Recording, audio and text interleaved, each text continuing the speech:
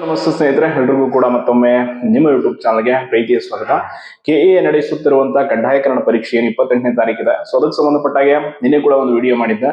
ಆದ್ರೂ ಇನ್ನೂ ಕೆಲವು ಜನರಿಗೆ ಸರಿಯಾದ ಕ್ಲಾರಿಟಿ ಸಿಗ್ತಾ ಇಲ್ಲ. ನೋಡಿ, ಕಡ್ಡಾಯಕರಣ ಪರೀಕ್ಷೆಗೆ ವಿನಾಯಿತಿ ಇರೋದ್ರ ಬಗ್ಗೆ ವಿಚಾರಕ್ಕೆ ಸಂಬಂಧಪಟ್ಟಾಗೆ ತುಂಬಾ ಜನಕ್ಕೆ ಗೊಂದಲ ಇದೆ. ಅಂದ್ರೆ ಯಾರಿಗೆಲ್ಲ ವಿನಾಯಿತಿ ಇದೆ ಅಂತಂದ್ರೆ, ನಾನು ಅಗೇನ್ ನಿನ್ನೆ ಹೇಳಿದೆ, SLC ಅಲ್ಲಿ ಫಸ್ಟ್ ಲ್ಯಾಂಗ್ವೇಜ್ ಅಥವಾ PUC ಅಲ್ಲಿ ಫಸ್ಟ್ ಲ್ಯಾಂಗ್ವೇಜ್ ಓದಿರಬೇಕು, ಅಥವಾ KE ಹಿಂದೆ ಯಾವ್ದಾದ್ರು ನಡೆಸಿದ ಎಕ್ಸಾಮ್ ಅಲ್ಲಿ ಪಾಸ್ ಆಗಿರ್ಬೇಕು, ಅಥವಾ KPSC ನಡೆಸಿದ ಕಡ್ಡಾಯ ಕನ್ನಡ ಪರೀಕ್ಷೆಯಲ್ಲಿ ಪಾಸ್ ಆಗಿದ್ರು ಕೂಡ ಅಗೇನ್ ಕಂಪಲ್ಸರಿ ಕನ್ನಡ ಎಕ್ಸಾಮ್ ಬರೆಯುವಂತ ಅವಶ್ಯಕತೆ ಇಲ್ಲ. ಬಟ್ ಒಂದು ನೀವು ಮಾಡಬೇಕಾಗಿದ್ದ ಕೆಲಸ, ಅಪ್ಲಿಕೇಶನ್ ಹಾಕೋ ಟೈಮಲ್ಲಿ ಕಡ್ಡಾಯ ಕನ್ನಡ ಪರೀಕ್ಷೆ ಪಾಸ್ ಆಗಿದ್ರೆ ಇಲ್ವಾ ಅಂತ ಕೇಳಿದ್ದಾರೆ. ಸೊ ಅಲ್ಲಿ ಎಸ್ ಆರ್ ನೋ ಅಂತ ಕೊಟ್ಟಿರ್ತೀರ. ಪಾಸ್ ಆಗಿದ್ರೆ ಎಸ್ ಅಂತ ಕೊಟ್ಟಿದ್ರೆ, ಯಾವ ಪರೀಕ್ಷೆಯಲ್ಲಿ ಪಾಸ್ ಆಗಿದ್ರೆ ಅದು ಹಾಲ್ ಟಿಕೆಟ್ ನಂಬರ್ ಹಾಕುವಂಥದ್ದು ಇರುತ್ತೆ. ಅದೇನಾದ್ರೂ ನೀವು ಮಿಸ್ ಮಾಡಿದ್ರಿ ಅಂದ್ರೆ ಖಂಡಿತವಾಗಿ ನಿಮಗೆ ಹಾಲ್ ಟಿಕೆಟ್ ಅಲ್ಲಿ ಕಡ್ಡಾಯ ಕನ್ನಡದ್ದು ಡೇಟ್ ಮತ್ತೆ ಎಕ್ಸಾಮ್ದು ಮೆನ್ಷನ್ ಮಾಡಿರ್ತಾರೆ. ಸೊ ಅಂತವ್ರು ಕಂಪಲ್ಸರಿ ಬರೀಲೇಬೇಕು ಎಕ್ಸಾಮ್. ಇಲ್ಲ ಅಂತಂದ್ರೆ ನಿಮ್ಮ ಒಂದು ಬೇರೆ ನೆಕ್ಸ್ಟ್ ಬರೆಯುವಂತ ಎಕ್ಸಾಮ್ ಕ್ವಾಲಿಫೈ ಕನ್ಸಿಡರ್ ಮಾಡಲ್ಲ. ಸೊ ಅದಕ್ಕೆ ನೋಡಿ, ಯಾರು ಹಾಲ್ ಟಿಕೆಟ್ ಬಂದಿದೆ ಕಡ್ಡಾಯ ಕನ್ನಡದ್ದು, ದಯವಿಟ್ಟು ನೀವು ಪ್ರಿಪರೇಷನ್ ಮಾಡ್ಕೊಂಡು 28ನೇ ತಾರೀಕು ಎಕ್ಸಾಮ್ ಅಟೆಂಡ್ ಮಾಡಿ. ಯಾರು ಹಾಲ್ ಟಿಕೆಟ್ ಬಂದಿಲ್ಲ, ಬಂದಿಲ್ಲ ಅನ್ನೋದಕ್ಕೇನು ನೀವು ಅಪ್ಲಿಕೇಶನ್ ಹಾಕುವಾಗ ಮೆನ್ಷನ್ ಮಾಡಿಬಿಟ್ಟಿರ್ತೀರ ಬರ್ದಿದ್ದೀನಿ ಇಲ್ಲ ಅಂತ ಕೊಟ್ಟವರು ಕಡ್ಡಾಯವಾಗಿ ಪರೀಕ್ಷೆ ಬರೀಲೇಬೇಕು. ನೀವು ಯಾವ್ದಾದ್ರು ಇನ್ ಕೇಸ್ ಮಿಸ್ಟೇಕ್ ಆಗಿರೋ ಕೊಟ್ಟಿರ್ಲಿ, ಏನಾದ್ರೂ ಆಗಿ ಕೊಟ್ಟಿರಿ, ಅದೆಲ್ಲ ಅದು ಅವ್ರು ಕೇಳಲ್ಲ. ನಾಳೆ ನೀವು ಅಪ್ಲಿಕೇಶನ್ ಅಲ್ಲಿ ನೋ ಅಂತ ಕೊಟ್ಟು ಎಕ್ಸಾಮ್ ಅಟೆಂಡ್ ಮಾಡಿಲ್ಲ, ನಾನು ಕಡ್ಡಾಯ ಕನ್ನಡ ಪಾಸ್ ಆಗಿದ್ದೀನಿ, ನನ್ನ ಹತ್ರ ಅದಿದೆ ಅಂದ್ರೆ ಯಾವ್ದು ನಡೆಯಲ್ಲ. ನೀವು ಅಪ್ಲಿಕೇಶನ್ ಹಾಕುವಾಗ ತಪ್ಪಾಗಿದ್ರು ಕೂಡ ಈಗೇನೋ ಸರಿಪಡಿಸ್ಕೊಳ್ಳೋ ಅವಕಾಶ ಇರೋದು ಒಂದೇ, ಪರೀಕ್ಷೆ ಅಟೆಂಡ್ ಆಗ್ಬೇಕು.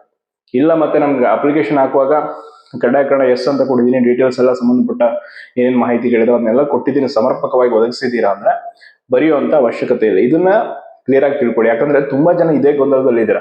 ನಾನು ಆಲ್ರೆಡಿ KE ಎಕ್ಸಾಮ್ ಬರೆದು ಪಾಸ್ ಆಗಿದ್ದೀನಿ, ಈ KPSC ಬರೆದಿದ್ದೀನಿ, ನಾ ಬರೆಯೋ ಅವಶ್ಯಕತೆ ಇಲ್ಲ ಅಂತ ಮತ್ತೆ ಸುಮ್ಮನೆ ಕೂತ್ಕೊಳ್ಬೇಡಿ.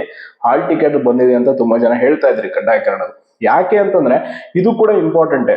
ಇದು ನಿಮ್ಮ ಅರ್ಹತಾ ಪರೀಕ್ಷೆ. ಇದರಲ್ಲಿ ನೀವು ಪರೀಕ್ಷೆಯಲ್ಲಿ ಫೇಲ್ ಆದ್ರೂ ಕೂಡ ನಿಮ್ ನೆಕ್ಸ್ಟ್ ಬರೆಯುವಂತ GK ಪೇಪರ್ ಕಮ್ಯುನಿಕೇಶನ್ ವ್ಯಾಲಿಡ್ ಆಗಲ್ಲ. ಸೊ ಅದಕ್ಕೆ ತುಂಬಾ ಕೇರ್ಫುಲ್ ಆಗಿ ಕರೆಕ್ಟ್ ಆಗಿ ಅಪ್ಲಿಕೇಶನ್ ಹಾಕುವಾಗ ಕೊಟ್ಟಿದ್ದೀರಾ ಇಲ್ವಾ ಅನ್ನೋದನ್ನ ಒಂದ್ಸಲ ಚೆಕ್ ಮಾಡ್ಕೊಳ್ಳಿ. ನೋಡಿ, ನೆನ್ಪು ಮಾಡ್ಕೊಂಡು ಕರೆಕ್ಟ್ ಆಗಿ ಎಕ್ಸಾಮ್ ನ ಅಟೆಂಡ್ ಮಾಡಿ. ಯಾಕೆ ಅಂತಂದ್ರೆ ನಿನ್ನೆಯಿಂದ ಸರಿಸುಮಾರು ಒಂದು 20-30 ಜನ ಇದೇ ಪ್ರಶ್ನೆನ ಕೇಳ್ತಾ ಇದ್ದೀರಾ, ಈ ರೀತಿ ಆಗಿದೆ, ನಾನು ಬರಿಬೋದಾ ಇಲ್ವಾ. ಆಮೇಲೆ ನಾನು ಬೇಡ ಅಂತ ಎಕ್ಸಾಮ್ ಹೇಳಿದೆ ಅಂದ ತಕ್ಷಣ ನೀವು ಹೋಗ್ಬಿಟ್ರಿ, ಸರ್ ನೀವ್ ಹೇಳಿದ್ರಿ ನಾನು ಎಕ್ಸಾಮ್ ಬರ್ದಿಲ್ಲ ಅಂತ ಹೇಳಕ್ ಹೋಗ್ಬೇಡಿ. ಅಪ್ಲಿಕೇಶನ್ ಹಾಕುವಾಗ ಏನ್ ಕೊಟ್ಟಿದ್ರೆ ಸ್ವಲ್ಪ ಕ್ಲಿಯರ್ ಆಗಿ ನೆನಪು ಮಾಡ್ಕೊಳ್ಳಿ. ಯಾಕಂತಂದ್ರೆ ಆಫ್ಟರ್ ಲಾಂಗ್ ಟೈಮ್ ಆಗಿರುವಂತ ನೋಟಿಫಿಕೇಶನ್ ಇದು.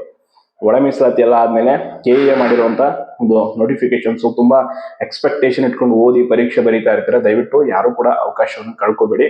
ಅಂಡ್ ನೆಕ್ಸ್ಟ್ ಸ್ಪರ್ಧಾತ್ಮಕ ಪರೀಕ್ಷೆ ಇದೆ, ಅದಕ್ಕೂ ಕೂಡ ಚೆನ್ನಾಗಿ ಪ್ರಿಪೇರ್ ಆಗಿ. ಓಲ್ಡ್ ಕ್ವಶನ್ ಪೇಪರ್ KE ಕಡ್ಡಾಯ ಕನ್ನಡದ ಏನಾದ್ರು ಬೇಕು ಅಂದ್ರೆ ನಾನು ಟೆಲಿಗ್ರಾಮ್ ಗ್ರೂಪ್ ಅಲ್ಲಿ ಹಾಕ್ತೀನಿ. ಸೊ ಹೆಂಗಿರುತ್ತೆ ಕ್ವಶನ್ ಪೇಪರು, ಯಾವೆಲ್ಲ ಪ್ರಶ್ನೆಗಳನ್ನ ಕೇಳ್ತಾರೆ, ಯಾವ ಒಂದು ವಿಷಯದಲ್ಲಿ ಹೆಚ್ಚು ಪ್ರಶ್ನೆ ಅಂದ್ರೆ ಕನ್ನಡದಲ್ಲೇ ಯಾವ ಗ್ರಾಮರ್ ರಿಲೇಟೆಡ್ ಏನ್ ಪ್ರಶ್ನೆ ಕೇಳ್ತಾರೆ ಎಲ್ಲವೂ ಕೂಡ ಡೀಟೇಲ್ಡ್ ಆಗಿ ಕ್ವಶನ್ ಪೇಪರ್ ಅಲ್ಲಿ ಇರುತ್ತೆ. ಸೊ ಅದನ್ನ ದಯವಿಟ್ಟು ನೋಡ್ಕೊಳ್ಳಿ. ಇನ್ನು ಹೆಚ್ಚಿನ ಮಾಹಿತಿ ಏನಾದ್ರು ಬೇಕು ಅಂದ್ರೆ ಖಂಡಿತವಾಗಿ ತಿಳಿಸ್ತೀನಿ. ಅಂಡ್ KPSC ರೀತಿ KE ಕೂಡ ಸರ್ಟಿಫಿಕೇಟ್ ಅನ್ನ ಪ್ರೊವೈಡ್ ಮಾಡುತ್ತಂತೆ, ಅಂದ್ರೆ ಕಡ್ಡಾಯ ಕನ್ನಡ ಪರೀಕ್ಷೆ ಪಾಸ್ ಆದವರಿಗೆ. ಸದ್ಯಕ್ಕೆ ಅದಿನ್ನು ಅವರು ಲಿಂಕ್ ಏನು ಬಿಟ್ಟಿಲ್ಲ.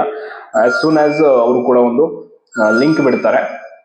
ಸೊ ಲಿಂಕ್ ಮೂಲಕ ನೀವು ಡೌನ್ಲೋಡ್ ಮಾಡ್ಕೊಳ್ಬಹುದು. ಹಾಗೆ ಮತ್ತೆ ಇನ್ನೇನಾದ್ರೂ ಕಡ್ಡಾಯ ಕನ್ನಡ ಪರೀಕ್ಷೆಗೆ ಸಂಬಂಧಪಟ್ಟ ಡೌಟ್ಸ್ ಇದ್ರೆ ಕಂಪ್ಲೀಟ್ ಆಗಿ ಕೇಳಿ, ಅದ್ರ ಬಗ್ಗೆ ತಿಳಿಸ್ತೀನಿ. ಯಾವುದೇ ಕಾರಣಕ್ಕೂ ಡೌಟ್ ಅಲ್ಲಿ ಹೋಗಿ ಪರೀಕ್ಷೆ ಬರೆಯುವಂಥದ್ದು, ಅವಕಾಶವನ್ನು ಕಳ್ಕೊಳ್ಳುವಂಥದ್ದು ಮಾಡ್ಬೋದು. ಇದೊಂದು ಸಿಂಪಲ್ ಎಕ್ಸಾಮ್ ಅಷ್ಟೇ, ಏನು ಜಾಸ್ತಿ ಕಾಂಪ್ಲಿಕೇಟ್ ಇರಲ್ಲ. 150 ಅಂಕ ಒಂದು ಎಕ್ಸಾಮ್, 100 ಪ್ರಶ್ನೆಗಳಿರುತ್ತೆ. 50 ಮಾರ್ಕ್ಸ್ ತಗೊಂಡ್ರೆ ಜಸ್ಟ್ ನೀವು ಪಾಸ್ ಆಗ್ತಿರೋ, ಯಾವುದೇ ನೆಗೆಟಿವ್ ಇರಲ್ಲ, ಏನಿರಲ್ಲ. ಸೊ ಆರಾಮಾಗಿ ಹೋಗಿ ಅಟೆಂಡ್ ಮಾಡಿ. 28ನೇ ತಾರೀಕು ಆಲ್ರೆಡಿ ಇವತ್ತು 25 3 ದಿನದಲ್ಲಿ ಪರೀಕ್ಷೆ ಇದೆ. ಓಲ್ಡ್ ಕ್ವಶನ್ ಪೇಪರ್ ಒಂದ್ 2-3 ಕ್ವಶನ್ ಪೇಪರ್ ಬಿಡಿಸಿ ನಿಮ್ಗೆ ಆಲ್ಮೋಸ್ಟ್ ಐಡಿಯಾ ಬರುತ್ತೆ ಯಾವ ರೀತಿ ಇರುತ್ತೆ ಪರೀಕ್ಷೆ ಅಂತೇಳಿ. ಅಂಡ್ ಯಾವುದೇ ಕಾರಣಕ್ಕೂ ಕೂಡ ಇದನ್ನ ಫೇಲ್ ಆಗುವಂತ ತಪ್ಪನ್ನ ಯಾರು ಮಾಡ್ಕೊಳ್ಬೇಡಿ. Especially register number, question paper version ಕೂಡ ಎಲ್ಲವನ್ನ ಸರಿಯಾಗಿ ಹಾಕಿ.